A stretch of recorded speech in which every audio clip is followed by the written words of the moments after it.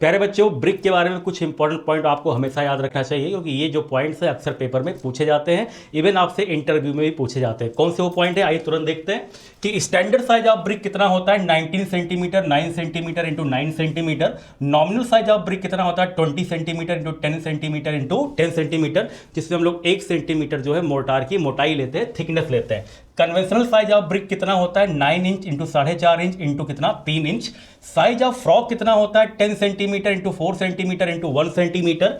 Depth of frock कितना होता है 1 सेंटीमीटर से 2 सेंटीमीटर बेटा वेरी करता है।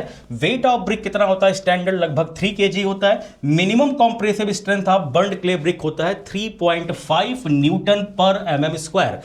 इसके बाद water absorption of good quality bricks should not be more than 20%। ये आपको जरूर याद रखना है कि अच्छे क्वालिटी की ब्रिक में वाटर एब्जॉर्प्शन 20% से ज्यादा नहीं होना चाहिए। डेंसिटी ऑफ ब्रिक 1600 से 1900 किलोग्राम पर मीटर क्यूब होता है बेटा।